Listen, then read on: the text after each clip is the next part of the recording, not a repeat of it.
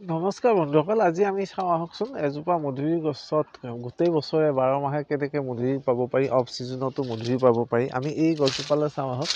এই গছজোপাত এতিয়া এয়া সৰু সৰু মধুৰি লাগি আছে, চাওক এয়া সৰু লাগিছে, ইয়াৰ পিছতো এয়া আকৌ নতুনকৈ এটা চাম লাগিছে, এয়া সৰু লাগিছে।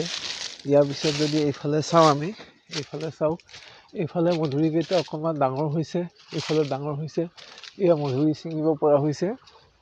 এয়া চাওক, এয়া চাওক ডাঙৰ ডাঙৰ মধুৰি। কথা হ'ল এতিয়া মধুৰি ছিজন নহয়, অফ ছিজন।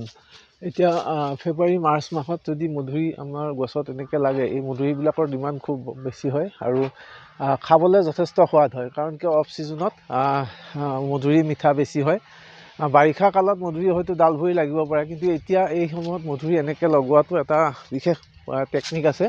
আমি শিকোঁ আহকচোন কেনেকৈ কৰে। এনেকুৱাকৈ প্ৰথমতে আপুনি চাওক যে মধুৰি গছত আপুনি জানিব লাগিব যে মধুৰি গছত মধুৰি কেতিয়া লাগে, কোনটো ডালত লাগে। চাওক, বিভিন্ন ধৰণে মধুৰি লাগি আছে। প্ৰথম কথা হ'ল, মধুৰি গছত মধুৰি লাগিব যিটো ডাল নতুনকৈ আহে। এয়া চাওক, নতুনকৈ যিটো আছে তাতে মধুৰি ফুলিব। আমি এনেকৈ গোটেই বছৰে 12 মাহে মধুৰি বিভিন্ন ছিজনত পাব পাৰোঁ। একেডাল গছতে বিভিন্ন ডালত এইফালে ডাঙৰ ডাঙৰ মধুৰি আছে, এইফালে ডাঙৰ ডাঙৰ মধুৰি, আৰু ইটো চাইডে আছে সৰু সৰু মধুৰি। এই চাওক, গোটেই গছজোপাতে 12 মাহে বিভিন্ন সময়ত ছিঙিব পৰাকৈ মধুৰি লগাব পাৰে। ইয়াত নতুন নতুন কলি চাওক। গতিকে ইয়াৰ মূল কাৰণটো হ'ল মধুৰি কোনটো ডালত লাগে আপুনি চিনি পাব লাগিব।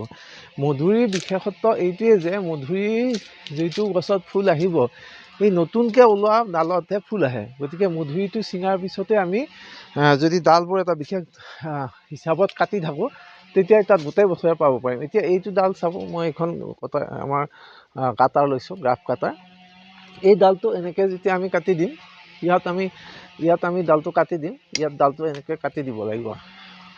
মধুৰিটো ছিঙাৰ পিছতে ডালটো কাটি দিলে ইয়াত নতুন যেতিয়া পাত আহিব, এনেকৈ কৰাৰ পিছত কেইদিন পিছত এইটো কাটি দিছোঁ, ইয়াৰ পৰা নতুন যিটো পাত আহিব, উশাহ আহিব, ইয়াতে কলি আহিব। এনেকৈ আপুনি ধৰক এইটো ফালে মধুৰি ছিঙিলে, এইটো ফালে ডালটো কাটি দিলে, আৰু ডালটো ওখ হৈ যাব নিদিব। ওপৰ ফালে যিখিনি ডাল আছে সেইখিনি তললৈ টানি, ৰছীৰে তললৈ টানি তলত ঢুকি পোৱাকৈ ৰাখিব, আৰু ওপৰ ফালে যোৱা ডালবিলাকত নালাগে। এয়া আমি ডাল কাটি দিছিলোঁ। এয়া কাটি দিয়াৰ পিছতে ইয়াতে নতুনকৈ এয়া মধুৰি আহিছে, চাওক।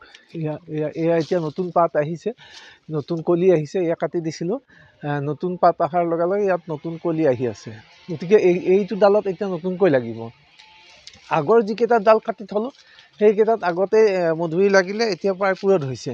এতিয়া আজি মধুৰি আমি ছিঙিব পাৰিম, 2-4টা মধুৰি ছিঙিম। এতিয়া চাওক, এয়া মধুৰি ধুনীয়া ছিঙিব পৰা হৈছে। এয়া মধুৰি ছিঙিছোঁ আমি, ধুনীয়া মধুৰি হৈ গৈছে ছিঙিবলৈ। এয়া হৈছে, এইফালে চাব, এইফালে চাব। এয়া অফ ছিজনত ধুনীয়া পুৰঠ মধুৰি।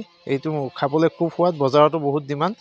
এই সময়ত ফেব্ৰুৱাৰী মাৰ্চ মাহত মধুৰি সাধাৰণতে বজাৰত পোৱা নাযায়। গতিকে এনেকৈ যদি আমি বন্ধুসকল এটা বিশেষ হিচাপত ডালবিলাক কাটি, এটা পাৰ্টৰ ডালটো এটা ছাইডে কাটিলোঁ, সেইফালে লগাৰ পিছত আনফালে ডালখিনি কাটিলোঁ, কাটি এনেকৈ যেতিয়া আমি ট্ৰেইনিং কৰিম, আৰু ইয়াত যথেষ্ট পৰিমাণে আমি সাৰ আৰু পানী যদি দি থাকোঁ, গোটেই বছৰে নিৰৱচ্ছিন্নভাৱে এনেকৈ মধুৰি আমি ছিঙি খাব পাৰিম।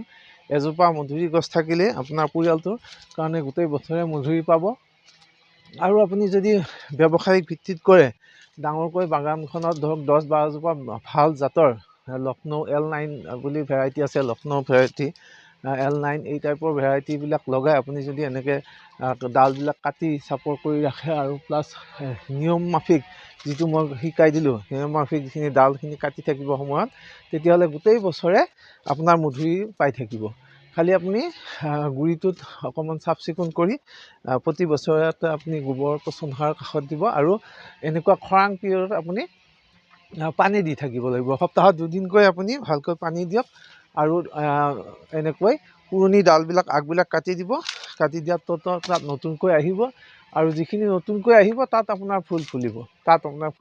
এয়া চাওক, গোটেই গছজোপাতে মধুৰি আম আছে, বিভিন্ন চাইজৰ মধুৰি মই ইয়াত লগাৰ ব্যৱস্থা কৰিছোঁ। এয়া চাওক, এয়া সৰু, এয়া ডাঙৰ, সাধাৰণতে যেতিয়া মধুৰি এনেই বাকী গছবিলাকত লাগে একেলগে লাগিব। সাধাৰণতে আমাৰ যিবিলাক বাৰীত মধুৰি থাকে সেইবিলাক বাৰিষা কালত লাগে, কিন্তু গোটেই বছৰে লগাবলৈ এই পদ্ধতিৰে আপুনি হেৰি কৰিব। ইয়াত দেখিছেনে আপুনি মধুৰি গছজোপা মই ওখ হৈ যাব দিয়া নাই, আমি য'ত ওখ হৈ যায় তাতে কাটি দিম, আগকেইটা কাটি, আৰু যিবিলাক বেছি ডাল হেৰি হৈ যায় এনেকৈ টানি একোটা ৰছীৰে টানি তললৈ বান্ধি থ'ব পাৰে, এইটো ট্ৰেইনিং বুলি কয়। এই ধৰণে মধুৰিটো আপুনি ব্যৱস্থা ল'লে গোটেই বছৰে মধুৰি নিৰৱচ্ছিন্নভাৱে ছিঙি থাকিব পাৰিব, খাব পাৰিব, আৰু এনেকুৱা অফ ছিজনত হোৱা মধুৰিৰ ডিমাণ্ডো বেছি, খাবলৈও সোৱাদ। এয়া চাওক, এইকেইটা মধুৰি আজি আমি এতিয়া ছিঙি আনিলোঁ, এইকেইটা খাবলৈ সোৱাদ হৈছে। এনেকৈ ধুনীয়াকৈ আমি এতিয়া খাব পাৰিম, এনেকৈ গোটেই বছৰে আমি মধুৰি ছিঙি থাকিব পাৰিম। ধন্যবাদ।